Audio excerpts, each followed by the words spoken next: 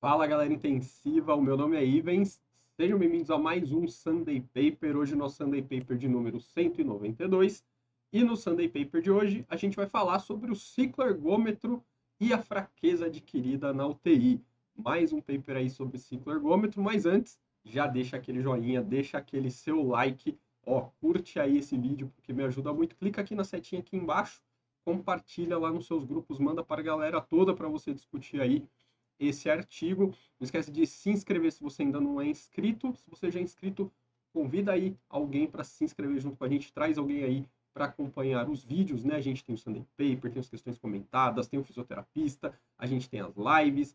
Em breve aí teremos aí o nosso clube de leitura, se tudo der certo, né? Então, chama a galera aí, se inscreve aí e bora curtir os nossos vídeos. Ah, e não esquece, comenta aí, vocês usam o ciclo ergômetro na UTI de vocês?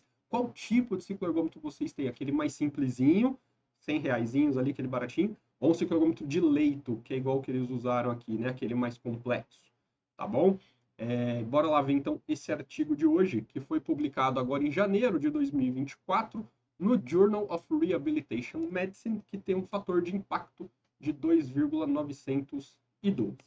Então, o nosso contexto é da fraqueza adquirida na UTI, né? Que é uma fraqueza muscular sistêmica específica que acontece com o paciente crítico. Ela é uma fraqueza aguda, simétrica e que começa após a admissão do paciente na UTI, por isso o nome, né? Fraqueza adquirida na UTI. E um dos grandes problemas dela, né, é que ela leva a piora dos desfechos do nosso paciente, aumento da mortalidade, aumento do tempo de ventilação mecânica, aumento do tempo de internação e pior qualidade de vida desse paciente que sobrevive à UTI, que vai embora para casa, ele vai ter uma pior qualidade de vida. Então, o uso do ciclo ergômetro surge como uma das intervenções possíveis para a gente tentar evitar ou recuperar o nosso paciente. Então, o que a gente sabe? Que o ciclo ergômetro ele é seguro, ele é viável, né? Isso está bem claro na literatura, a gente tem revisão sistemática sobre isso. E o que se espera do uso do ciclo ergômetro? Né? Espera-se que ele melhore a propriocepção, coordenação, circulação, amplitude de movimento.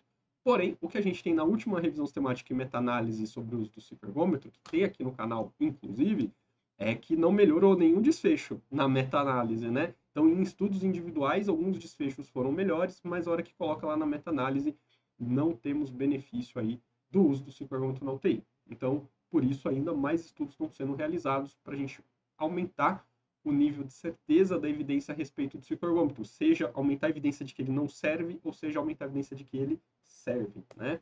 Então, o objetivo desse estudo foi examinar retrospectivamente o efeito do exercício realizado em cicloergômetro no leito na fraqueza adquirida na UTI em pacientes críticos, obviamente, né? Então, eles avaliaram pacientes críticos maiores que 18 anos, que tinham o diagnóstico de fraqueza adquirida na UTI. Eles compararam, esse aqui é um tipo de estudo, né, antes e depois, então o grupo antes é o que a gente considerou aqui como grupo controle, que fazia só mobilização precoce, e o grupo depois é o grupo que fazia mobilização precoce mais cicloergômetro. Então, na linha do tempo dessa UTI, em algum momento eles começaram a usar o cicloergômetro junto com o programa de mobilização precoce, então eles compararam assim, ó, como que era quando a gente fazia só mobilização precoce e agora a mobilização precoce mais o ciclo ergômetro. Os desfechos que eles avaliaram, né, o desfecho principal era a recuperação da fraqueza adquirida na UTI, também avaliaram MRC, Handgrip, a FSS e a MIF, enquanto o paciente estava internado aí na UTI, né, até a alta da UTI. Então foi um estudo retrospectivo, unicêntrico, realizado em uma UTI no Japão. Eles usavam aí o Strobe Guideline, né, que é o guideline para você falar sobre estudos observacionais, né, tem o passo a passo ali de como que você reporta um estudo observacional. Aqui é o fluxo deles, né, então dos pacientes admitidos entre agosto de 2017 e março de 2023. Então, entre 2017 e 2018, são os pacientes do grupo controle, que é o grupo mobilização precoce. E entre 2019 e 2023, são os pacientes do grupo cicloergômetro. Então, a partir de 2019, eles passaram a usar também o cicloergômetro, além da mobilização precoce. Aqui é o protocolo de mobilização precoce que eles seguiam, que era um protocolo dividido aqui em 6 níveis, né? Então, o paciente começava fazendo chest physiotherapy, que basicamente é técnicas de remoção de secreção, né? E mobilização passiva. Então, no 0 aqui, provavelmente, esse paciente ainda estava sedado, sem nível de consciência. Aí, depois, ele ia, né, para o posicionamento, ele ia para uma posição de head-up, que é basicamente sentar, né, ali, com a cabeceira elevada. Depois, atividades de vida diária no leito, treino resistido, sentar à beira-leito, ficar em pé, transferência para cadeira de roda, até chegar na deambulação. Então, era um protocolo que a gente chama, né, de progressivo. Começa com as atividades mais simples no leito, vai progredindo as atividades, vai progredindo as posturas até sair do leito e deambular. Então, aqui eles tinham os critérios de segurança e aqui as fases desse protocolo. E aqui o protocolo de cicloergômetro, né? Então, como que eles faziam? Então, ó, a primeira sessão de exercício, ele ia fazer cicloergômetro com 3 watts, né? Que é a resistência ali no cicloergômetro. E aí ele tinha que pedalar por 5 minutos. Se ele conseguisse pedalar por 5 minutos com essa resistência de 3 watts, ele aumentava um nível, né? Então, ó, tinha as resistências de 3, 5, 7, 10, 12, 15 até chegar em 20. Então, pedalou 5 minutos com 3, aumentava o nível e pedalava por 5 minutos. Conseguiu? Aumentava mais um nível, pedalava por 5 minutos. Conseguiu, pedalava mais 5 minutos nesse último nível. Então, no primeiro dia, ele conseguia fazer 3, 5, 7 e 10, por exemplo, porque 20 minutos, essas 4 séries de 5, era o máximo por dia, 20 minutos por dia, né? Então, ó, aqui do lado, ó, o paciente fazia uma sessão de cicloergômetro ao dia, pelo menos 5 vezes por semana, por um máximo de 20 minutos por dia.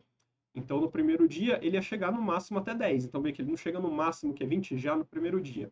No segundo dia, como que ele ia começar? Ele ia começar um a menos do que ele terminou o dia anterior. Então, se o nosso paciente terminou hoje em 10, amanhã ele começa em 7. Então, ele vai fazer 5 minutos a 7, 5 minutos a 10, 5 minutos a 12 e 5 minutos a 15. Então, no segundo dia, contando que correu tudo bem, ele ia chegar em 15. Então, só no terceiro dia ele ia chegar no máximo, que é o 20, né?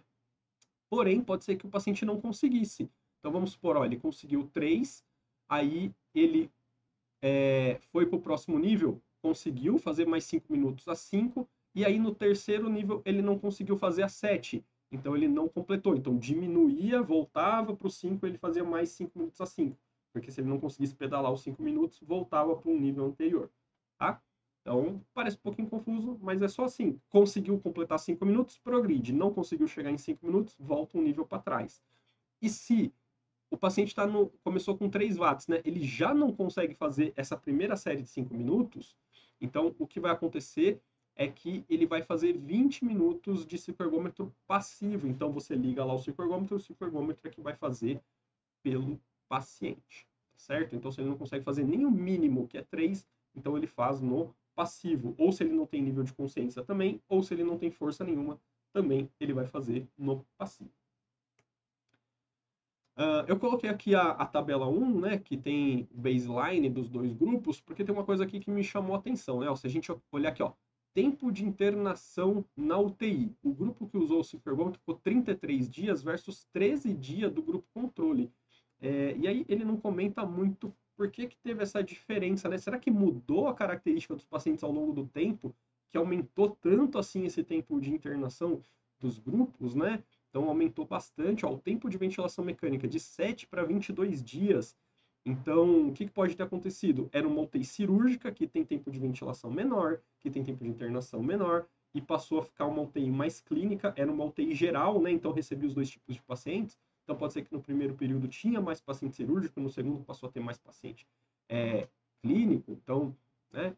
Pode ser, mas a gente não sabe aí, mas me chamou a atenção esses dados de um tempo de ventilação e de internação bem maior nesse período que eles faziam aí o cicloergômetro, né?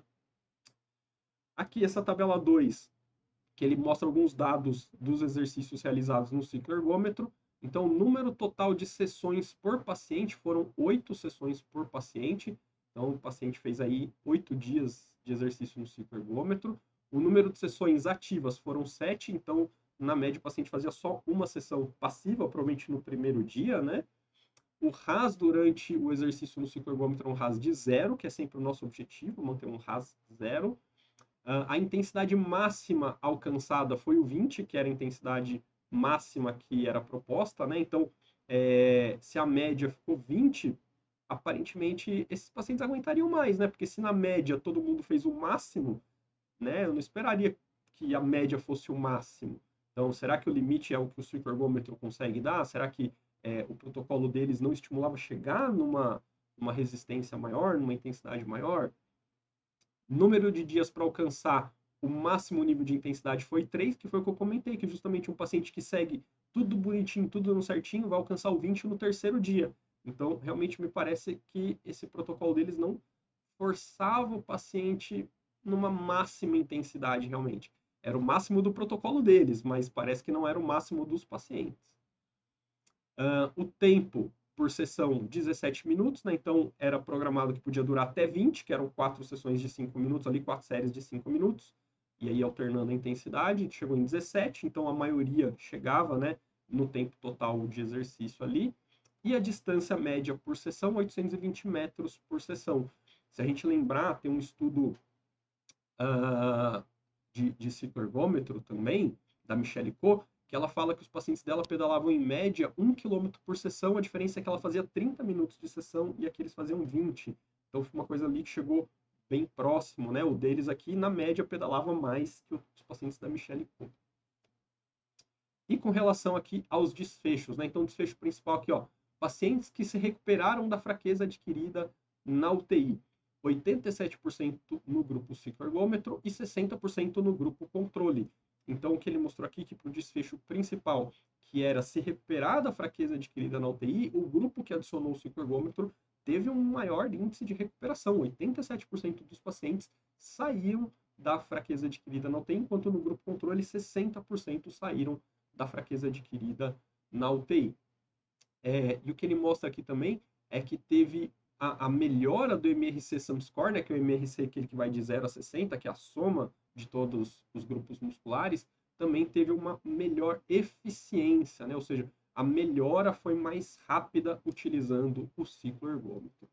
Aqui ele mostra o hand grip, né, que não teve diferença entre os grupos, e também mostra aqui a FSS, uma escalinha, né, de funcionalidade, a Functional Status Score, que também não teve diferença. E aqui mostrando a MIF desses pacientes, né? Então falando aqui das atividades de vida diária e para onde esses pacientes foram de alta. Então com relação à MIF, os pacientes do cicloergômetro saíram com 91,5 e o grupo controle 117, então a pontuação do grupo controle que só fazia a mobilização foi melhor. E com relação para onde os pacientes iam de alta, no grupo cicloergômetro 26% ia para casa, enquanto 33% ia para casa no grupo que fez mobilização. Então, quando a gente olha aqui para atividades de vida diária e local de alta, o grupo controle se saiu melhor, apesar de não ter diferença estatística, né? Então, conclusão, os exercícios realizados no cicloergômetro no leito, além do protocolo de mobilização precoce, porque é sempre importante lembrar que esse grupo de cicloergômetro fazia mobilização mais cicloergômetro, não era só cicloergômetro, tá? Melhoraram significativamente o MRC e reduziram o número de pacientes com fraqueza adquirida na UTI, na alta da UTI. Então, nesse estudo observacional retrospectivo, então é sempre bom lembrar que é um estudo observacional, não foi um estudo randomizado, controlado, não é um estudo prospectivo, é um estudo retrospectivo. Adicionar o cicloergômetro à mobilização foi benéfico na melhora da fraqueza adquirida na UTI, porém, nos outros estudos, na meta-análise, a gente ainda não consegue enxergar isso, né? Por isso, esse aqui deve ser o primeiro passo para eles irem um passo além e fazer agora um estudo randomizado, controlado, né? Então, antes de sair do vídeo, deixa aquele joinha, curte esse vídeo, que isso me ajuda muito. Clica na setinha aqui embaixo para compartilhar, para chegar em mais gente, ter mais visualizações. Se inscreve, convida a sua galera aí para se inscrever, comenta. E aí, vocês usam o cicloergômetro? Esse estudo aqui te animou ou te desanimou a usar mais o cicloergômetro ou começar a usar na sua prática? Eu vejo você aí no próximo vídeo. Até lá!